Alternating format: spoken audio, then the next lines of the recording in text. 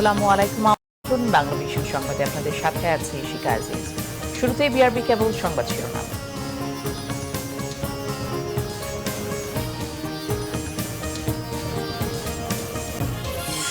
হৃদরোগে আক্রান্ত হয়ে হাসপাতালে ওবায়দুল কাদের অবস্থা সংকটাপন্ন। সিঙ্গাপুর থেকে আসছে বিশেষজ্ঞ দল, দেশবাসীর দোয়া কামনা। সংবিধান ও সার্বভৌমত্ব রক্ষায় দেশের ভেতরে ও বাইরে যে কোনো হুমকি মোকাবেলায় সেনাবাহিনীকে প্রস্তুত থাকার নির্দেশ প্রধানমন্ত্রী শেখ হাসিনার। গণফোরামের 2 এমপি শপথ নিলেও ঐক্যফ্রন্টের সমস্যা হবে না বললেন ডক্টর মোশাররফ। দলের বেশিরভাগই সংসদে যাওয়ার পক্ষে জানালেন মোকাব্বির। এলপিজি গ্যাসের দাম কমাতে ব্যবসায়ীদের নির্দেশ প্রতিমন্ত্রীর। সিলিন্ডারের সর্বোচ্চ বিক্রয় মূল্য ও মেয়াদ উল্লেখের তাগিদ।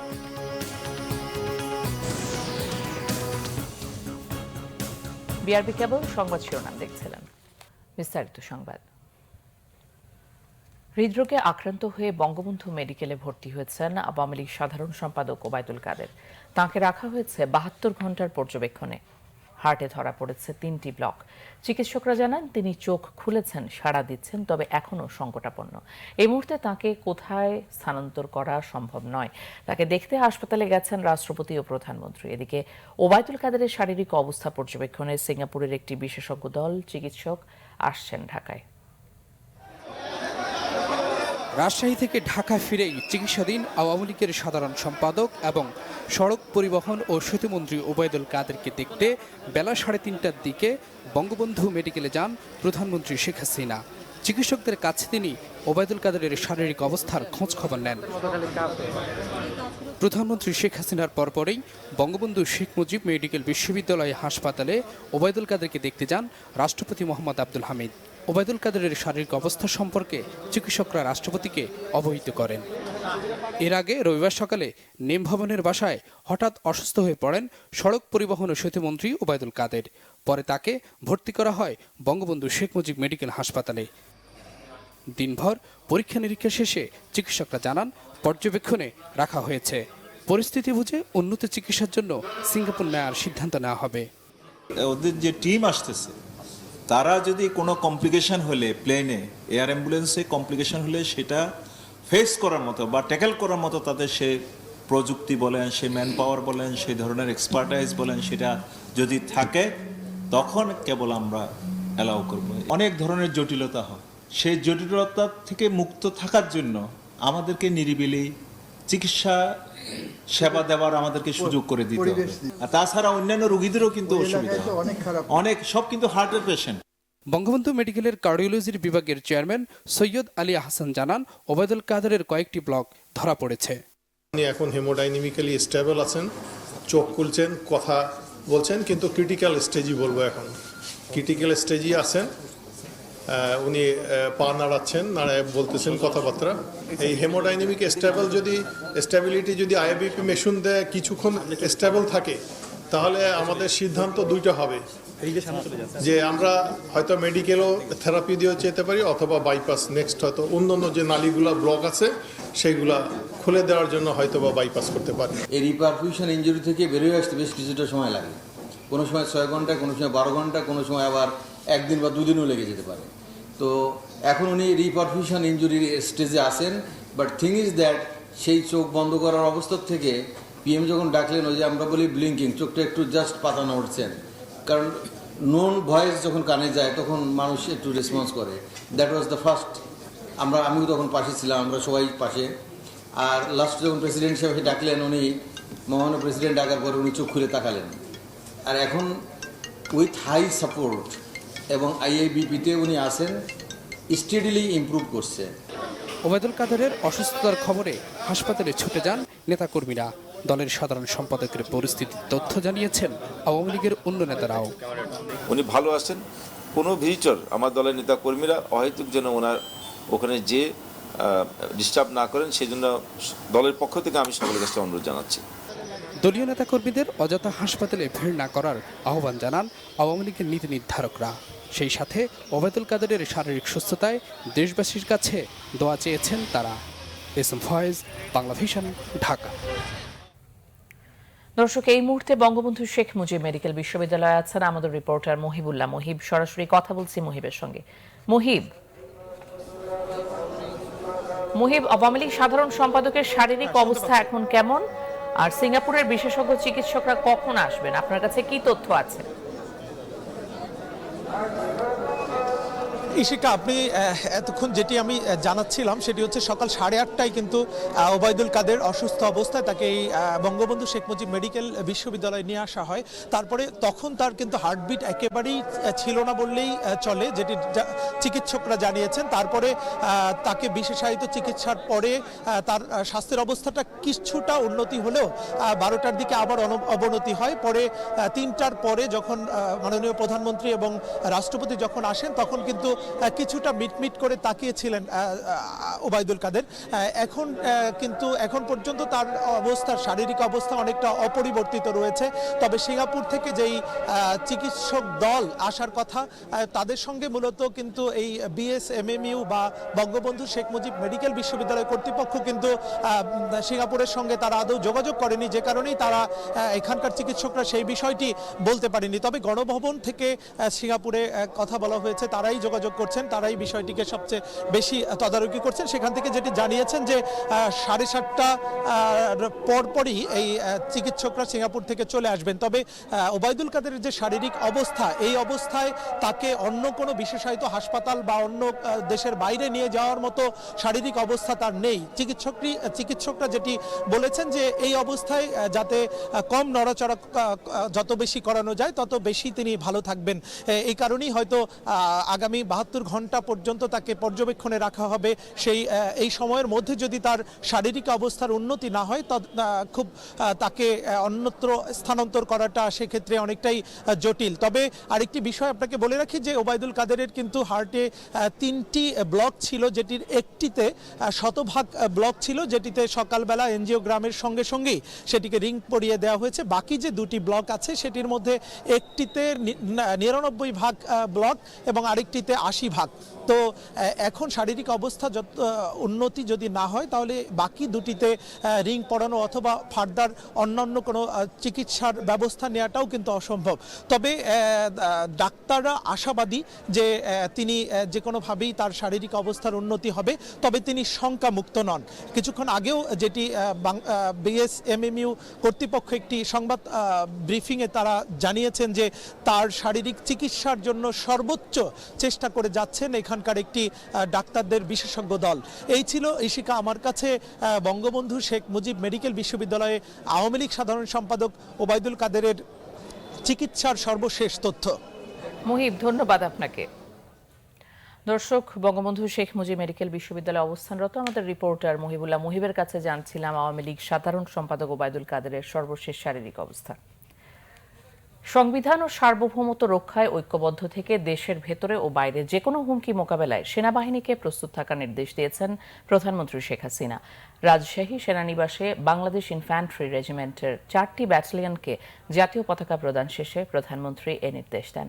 জনগণের যে কোনো প্রয়োজনে সেনাবাহিনীকে পাশে থাকার আহ্বানও জানান সরকার প্রধান। কর্মদক্ষতা, কঠোর অনুশীলন আর নিষ্ঠার স্বীকৃতি হিসেবে বাংলাদেশ ইনফ্যান্ট্রি রেজিমেন্টের মর্যাদাপূর্ণ জাতীয় পতাকা প্রদান অনুষ্ঠানে যোগ দিতে রবিবার সকালে রাজশাহী সেনানিবাসে আসেন প্রধানমন্ত্রী শেখ হাসিনা। সেনানিবাসের শহীদ কর্নেল আনিস প্যারেড গ্রাউন্ডে তখন অপেক্ষমান পদাতিক রেজিমেন্টের সদস্যরা। প্যারেড কমান্ডারের অনুরোধে প্যারেড গ্রাউন্ড ঘুরে দেখেন প্রধানমন্ত্রী। শুরু হয় জাতীয় পতাকা প্রদানের আনুষ্ঠানিক কুচকাওয়াজ। নৃত্য পায়ে শৃঙ্খলার মন্ত্র নিয়ে মঞ্চের দিকে এগিয়ে আসেন কন্টিনজেন্ট। অভিবাদন গ্রহণ করেন প্রধানমন্ত্রী শেখ হাসিনা। সেনাবাহিনীর নিজস্ব প্রথা মেনে শুরু হয় ন্যাশনাল স্ট্যান্ডার্ড প্রদানের আনুষ্ঠানিকতা। ইনফ্যান্ট্রি রেজিমেন্টের 7, 8, 9 ও 10 বীরকে মর্যাদাপূর্ণ জাতীয় পতাকা প্রদান করেন প্রধানমন্ত্রী। নির্দেশনামূলক বক্তব্যে জাতির ক্রান্তি ও দুর্যোগকালে সেনাবাহিনীর অসামান্য ভূমিকার কথা তুলে ধরেন সরকার প্রধান। একাদশ জাতীয় সংসদ নির্বাচনে বাংলাদেশ সেনাবাহিনীর সদস্যরা নিষ্ঠার সাথে দায়িত্ব পালন করে দেশের গণতান্ত্রিক ধারা সমুন্নত রাখতে গুরুত্বপূর্ণ ভূমিকা রেখেছেন। চতুর্থবারের মতো এবং একটা তৃতীয়বার সরকার গঠন করার সুযোগ পাওয়ায় আমি দেশবাসীর প্রতি কৃতজ্ঞতা জ্ঞাপন করছি। আমাদের সরকার শাসক হিসেবে নয়, জনগণের সেবক হিসেবে আমরা দেশ পরিচালনা করে যাচ্ছি। শেখ হাসিনা বলেন, জাতীয় পতাকা অর্জনের মধ্য দিয়ে বীররা যে মর্যাদা পেয়েছে তা রক্ষায় যে কোনো ত্যাগ স্বীকারে তাদের প্রস্তুত থাকতে হবে। বর্তমান সরকার রাষ্ট্র পরিচালনার সময় যখনই প্রয়োজন হবে তখনই সেনাবাহিনী জনগণের পাশে এসে দাঁড়াবে, এটা আমার দৃঢ় বিশ্বাস।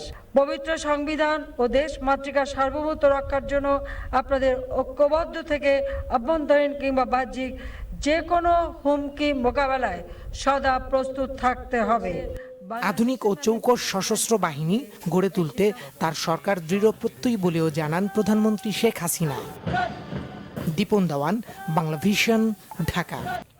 গণফোরামের বিজয়ী প্রার্থীরা শপথ নিয়ে সংসদে গেলেও জাতীয় ঐক্যফ্রন্টের ঐক্যে কোনো সমস্যা হবে না বলেছেন বিএনপি নেতারা। তারা বলেন, ঐক্যফ্রন্টের সিদ্ধান্ত সংসদে না যাওয়ার, যদি কেউ যায় সেটা তাদের দলীয় ব্যাপার, তবে এ নিয়ে জোটে আলোচনা হবে। জাতীয়তাবাদী কৃষক দলের নতুন কমিটির নেতাদের নিয়ে শহীদ রাষ্ট্রপতি জিয়াউর রহমানের মাজারে শ্রদ্ধা জানান বিএনপি স্থায়ী কমিটির সদস্য ডক্টর খন্দকার মোশাররফ হোসেন। এ সময় শহীদ জিয়ার আত্মার মাগফিরাত এবং দেশ ও জাতির সমৃদ্ধি কামনায় মোনাজাত করা হয়। পরে সাংবাদিকদের ডক্টর খন্দকার মোশাররফ হোসেন কথা বলেন, জাতীয় ঐক্যফ্রন্টের শরিক গণফোরাম থেকে নির্বাচিত দুজনের সংসদ সদস্য হিসেবে শপথ নেয়ার বিষয়ে। যেহেতু নির্বাচন আমরা প্রত্যাখ্যান করেছি, ভোট ডাকাতির যে একটা তথাকথিত সংসদ, সেটাতে যাব না। এখন ঐক্যফ্রন্টে দুইজন যাওয়ার কথা ঘোষণা করেছে, এটা তাদের ব্যক্তিগত ব্যাপার। ঐক্যফ্রন্টের বা ওই গণফোরামের যদি কেউ সংসদে যায়ও, তারপরেও আমরা মনে করি ঐক্যফ্রন্টের যেহেতু একটা অত্যন্ত বৃহৎ একটা লক্ষ্য আছে, সেই জন্য ঐক্যফ্রন্টের কোনো অসুবিধা হবে না। আমাদের দলের যে বিধিবিধান আছে এবং ঐক্যফ্রন্টের যে সিদ্ধান্ত আছে, সেই প্রেক্ষাপটে অবশ্যই আমরা ব্যবস্থা গ্রহণ করব। গ্যাসের দাম বাড়ানোর উদ্যোগের সমালোচনা করেন বিএনপি নেতারা।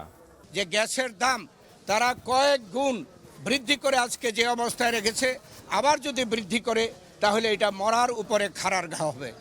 আমরা এটা তীব্র প্রতিবাদ জানাই। গ্যাসের মূল্য বৃদ্ধি করা যাবে না, গ্যাসের দাম বাড়ানো উচিত হবে না, এবং গ্যাসের দাম বাড়ালে বাংলাদেশ জাতীয়তাবাদী দল কর্মসূচি গ্রহণ করবে, কর্মসূচি দেবে। প্রতিদ্বন্দ্বিতাহীন উপজেলা নির্বাচনে 900 কোটি টাকা খরচ করে জনগণের অর্থের অপচয় না করতে সরকার ও নির্বাচন কমিশনের প্রতি আহ্বান জানান নেতারা।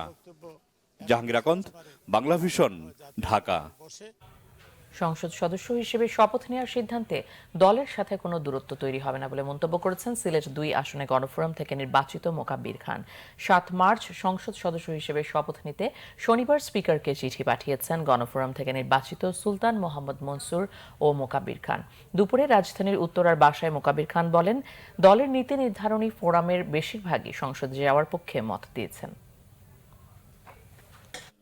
আমি তো দলের স্বতঃস্ফূর্ত যে মতামত, সেই মতামত নিয়েই যাচ্ছি। 2-3 জন ভিন্ন মত পোষণ করার দলের সিদ্ধান্ত, 2 ডিফারেন্ট থিং। আমি কোনো ধরনের চাপে নাই, দলের অবস্থান থেকেও চাপে নাই, আমার সংসদীয় এলাকার জনগণের দিক থেকেও আপনার চাপ না, তো বরং বিপরীত চাপে আছি আর কি। সবাই চাচ্ছে যে আমি সংসদে যাই, তাদের পক্ষে কথা বলি, তারা যেন আমার কারণে আপনার কোনো ধরনের সুযোগ সুবিধার থেকে বঞ্চিত না হয়। পুরান ঢাকা থেকে কেমিক্যাল গোডাউন সরাতে আজও অভিযান চালিয়েছে ঢাকা দক্ষিণ সিটি কর্পোরেশনের নেতৃত্বে টাস্ক ফোর্স। দাহ্য পদার্থ পাওয়ায় 2টি গোডাউনের জরুরি সেবার লাইন বিচ্ছিন্ন করেছে।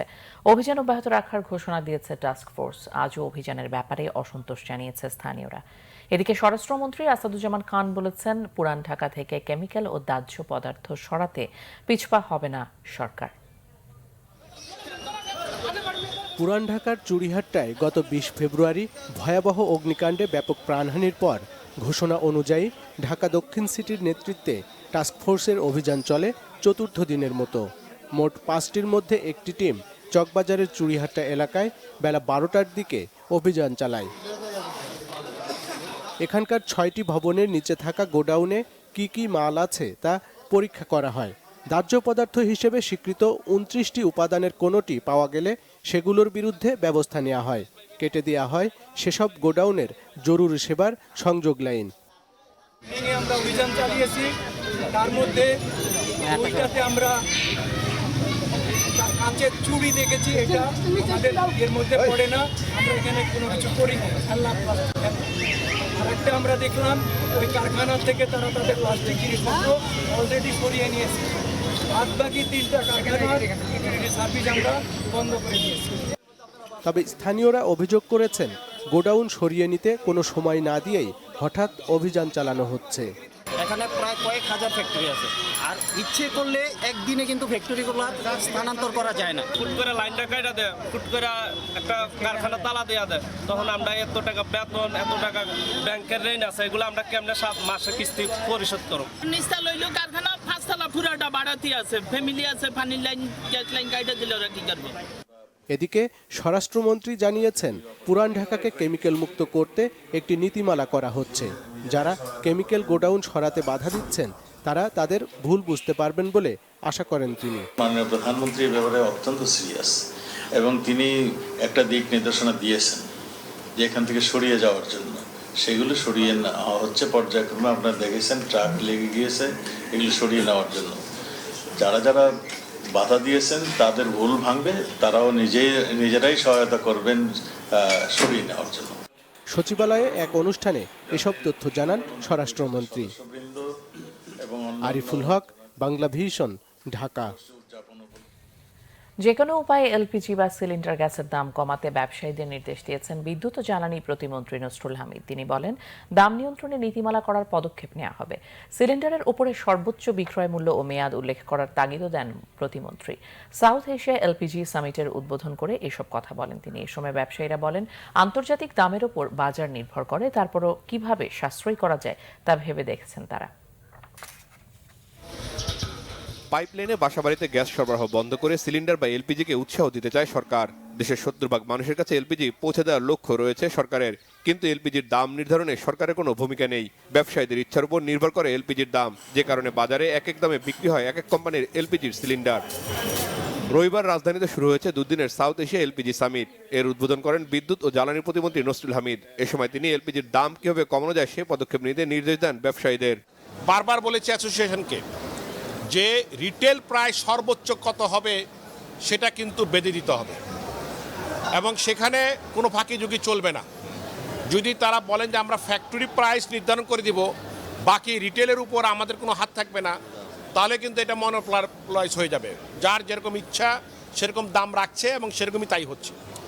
আমরা district wise, division wise retail price তাদেরকে নির্ধারণ করে যদি দেয় এবং সিলিন্ডারের গায়ে যদি লেখা থাকে এবং তারা যদি বলে দেওয়া থাকে যে আমি ডিলারের পরে একজন এজেন্ট ছাড়া কারোর কাছে দিব না, তাহলে কিন্তু এটা প্রপার ওয়েতে দাম পাবেন এবং সাশ্রয়ী মূল্যে গ্রাহকরা পাবে। এখনকার অ্যাসোসিয়েশনে যারা মেম্বার আছেন, যাদেরকে লাইসেন্স আমরা দিয়েছি, তাদেরকে দামের ব্যাপারে তাদেরকে সহনীয় পর্যায়ে আসতে হবে। আমি মনে করি এলপিজির দাম এখনও অনেক বেশি মার্কেটে। এ সময় ব্যবসায়ীরা বলেন, চাইলেও তৃণমূল পর্যায়ে দাম নিয়ন্ত্রণে রাখা যাচ্ছে না, তবে দাম নিয়ন্ত্রণে খুব শিগগিরই পদক্ষেপ নেওয়ার আশ্বাস দেন ব্যবসায়ীরা। 1200 টাকা দিয়ে সিলিন্ডার কিনে এখানে আপনার ডিস্ট্রিবিউশন নেটওয়ার্কের যে ব্যাপারটা সেটা আমাদের কন্ট্রোলে না, বাট আমরাও মনে করি এলপিজি অ্যাসোসিয়েশন বলেন, এফবিসিসিআইটা একটা অ্যাফোর্ডেবল প্রাইস জানি হয়, এরকম এক জায়গায় 900 টাকা, আর এক জায়গায় 1200 টাকা, আর এক জায়গায় 1400 টাকা, এরকম জানি না হয়। এলপিজির ব্যবহার নিরাপদ করতে পদক্ষেপ নেওয়ার কথাও জানান তারা। পরে সামিটে অংশ নেওয়া দেশি বিদেশি বিভিন্ন প্রতিষ্ঠানের স্টল পরিদর্শন করেন বিদ্যুৎ ও জ্বালানি প্রতিমন্ত্রী। রিশান নাসরুল্লাহ, বাংলা ভিশন, ঢাকা। ঢাকা বিশ্ববিদ্যালয়ের ছাত্র সংসদ, ডাকসু ও হল ছাত্র সংসদ নির্বাচনে চূড়ান্ত প্রার্থী তালিকা প্রকাশ করা হয়েছে। বিভিন্ন হলে এই তালিকা টাঙিয়ে দেওয়া হয়। এদিকে ছাত্রদল ও বাম সংগঠনের পক্ষ থেকে আবারও অভিযোগ করা হয়েছে, সরকার দলীয় ছাত্র সংগঠনকে জেতাতে কাজ করছে প্রশাসন। বিভিন্ন হলে তাদের প্রার্থী ও কর্মীদের ভয়ভীতি দেখানো হচ্ছে, এমনকি সাধারণ শিক্ষার্থীদেরও চাপ দেওয়া হচ্ছে। সুষ্ঠু নির্বাচনের পরিবেশ নেই উল্লেখ করে ছাত্রনেতারা বলেন, এমন অবস্থা চলতে থাকলে আন্দোলনে যাবেন তারা। হলে হলে সহাবস্থান তৈরি না হলে উপাচার্যের বাসভবনের সামনে অবস্থান করা হবে বলেও ঘোষণা দেন তারা। এদিকে বিরোধী ছাত্র সংগঠনের এসব অভিযোগকে নির্বাচনকে প্রশ্নবিদ্ধ করার অপচেষ্টা বলে মন্তব্য করেছেন ছাত্রলীগ নেতারা। সিবিসি টাইলস সংবাদ বিরতি নিচ্ছে, সঙ্গেই থাকুন। ফিরে এসে থাকছে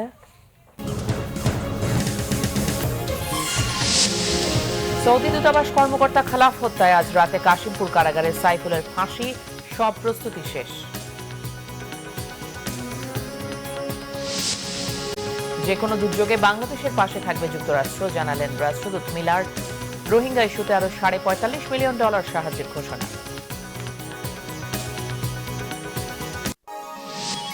আপনারা দেখছেন বাংলা ভিশন।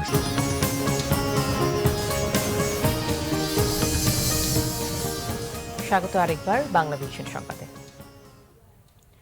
সৌদি দূতাবাস কর্মকর্তা খালাফ হত্যা মামলার আসামি সাইফুল ইসলামের ফাঁসি আজ রাতে কার্যকর করা হবে। গাজীপুরের জেলা প্রশাসক ডক্টর দেওয়ান মোহাম্মদ হুমায়ুন কবির বিষয়টি নিশ্চিত করে জানান, আজ রাত 10টায় হত্যা মামলার আসামি সাইফুল ইসলামের ফাঁসি কার্যকর করা হবে। তিনি মৃত্যুদণ্ডের রায় হওয়ার পর থেকে কাশিমপুর কেন্দ্রীয় কারাগারের কন্ডেম সেলে বন্দী রয়েছেন। তাই কাশিমপুর কারাগারেই তাঁর ফাঁসির সব প্রস্তুতি এরই মধ্যে সম্পূর্ণ করা হয়েছে। এর আগে 2012 সালের 5 মার্চ গুলশানে কূটনৈতিক এলাকায় সৌদি দূতাবাস কর্মকর্তা খালাফ আল আলীকে গুলি করে দুর্বৃত্তরা। পরদিন ভোরে রাজধানীর একটি হাসপাতালে চিকিৎসাধীন অবস্থায় মারা যান খালাফ আল আলী। এই ঘটনায় পুলিশ বাদী হয়ে গুলশান থানায় মামলা করে। ওই মামলায় 5 জনকে মৃত্যুদণ্ড দেয় আদালত। পরে দণ্ডপ্রাপ্ত আসামিরা ওই রায়ের বিরুদ্ধে আপিল করলে 3 জনের মৃত্যুদণ্ডের পরিবর্তে যাবজ্জীবন কারাদণ্ড এবং 1 জনকে খালাস দিয়েছেন আদালত। রোহিঙ্গা ও স্থানীয়দের সহায়তায় যুক্তরাষ্ট্র অতিরিক্ত আরও $45 মিলিয়ন সাহায্য দেওয়ার ঘোষণা দিয়েছে।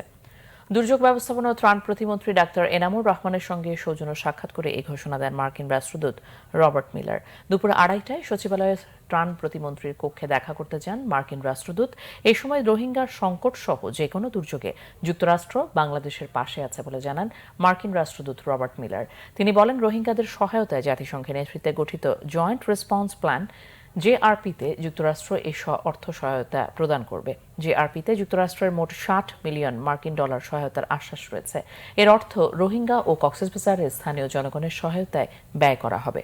রোহিঙ্গা ইস্যুতে এই সহায়তা দেওয়ার জন্য মার্কিন রাষ্ট্রদূত ও যুক্তরাষ্ট্রকে ধন্যবাদ জানান ত্রাণ প্রতিমন্ত্রী ডাক্তার এনামুর রহমান।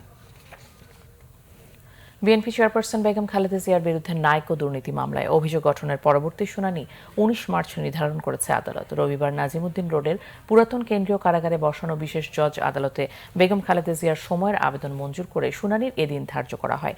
এর আগে অন্য আসামিদের পক্ষ থেকে অভিযোগ গঠনের শুনানি শেষ করে মামলা চলতে পারে না বলে দাবি করেন আইনজীবীরা।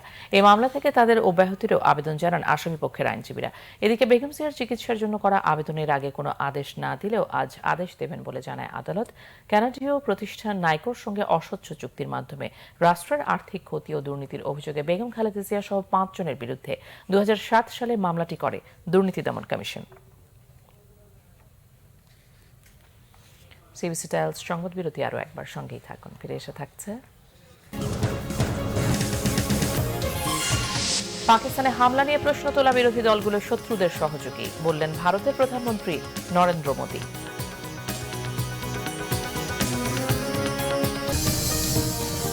আবারও স্বাগত বাংলা ভিশন সংবাদে। আমিন জুয়েলার্স আন্তর্জাতিক সংবাদ। এবার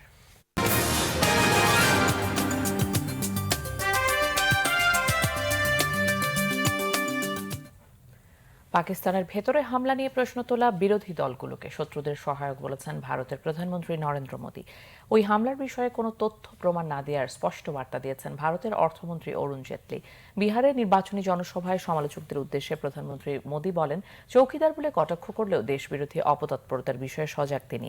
তাঁর অভিযোগ, পাকিস্তানে জঙ্গি বিরোধী অভিযানে ক্ষয়ক্ষতির প্রমাণ চেয়ে সামরিক বাহিনীর বিরুদ্ধে কালিমা লেপনের চেষ্টা চলছে। দাবি করেন, এই কর্মকাণ্ডের জন্য কংগ্রেস, তৃণমূল সহ 21 দলীয় বিরোধী জোটকে জনগণ ক্ষমা করবে না। অর্থমন্ত্রী অরুণ জেটলি জানিয়েছেন, প্রশ্ন তোলা হলেও নিরাপত্তা বাহিনীর কোনো সংস্থা ওই অভিযানের তথ্য প্রকাশ করবে না। এদিকে সদ্য পাকিস্তান ফেরত ভারতের পাইলট অভিনন্দন বর্তমানে নিবিড় শারীরিক পরীক্ষা চলছে। সামরিক হাসপাতালে তার অভিযোগ, পাকিস্তানের রাষ্ট্রীয় গোয়েন্দা সংস্থা ISI তীব্র মানসিক নির্যাতন করেছে তাকে। যদিও মুক্ত হওয়ার আগে দুটি ভিডিও বার্তায় পাকিস্তানের প্রশংসা এবং ভারতের গণমাধ্যমগুলোর সমালোচনা করেছেন তিনি। কেবল শিরোনামগুলো আরেকবার জানি। হৃদরোগে আক্রান্ত হয়ে হাসপাতালে ওবায়দুল কাদের অবস্থা সংকটাপন্ন। সিঙ্গাপুর থেকে এসেছে বিশেষজ্ঞ দল, দেশবাসীর দোয়া কামনা। সংবিধানের সার্বভৌমত্ব রক্ষায় দেশের ভেতরে ও বাইরের যে কোনো হুমকি মোকাবেলায় সেনাবাহিনীকে প্রস্তুত থাকার নির্দেশ প্রধানমন্ত্রী শেখ হাসিনার। গণফোরামের 2 এমপি শপথ নিলে ঐক্যফ্রন্টের সমস্যা হবে না বললেন ডক্টর মোশাররফ। দলের বেশিরভাগই সংসদে যাওয়ার পক্ষে জানালেন মোকাব্বির খান। এলপিজি গ্যাসের দাম কমাতে ব্যবসায়ীদের নির্দেশ প্রতিমন্ত্রীর। সিলিন্ডারের সর্বোচ্চ বিক্রয় মূল্য ও মেয়াদ উল্লেখের তাগিদ।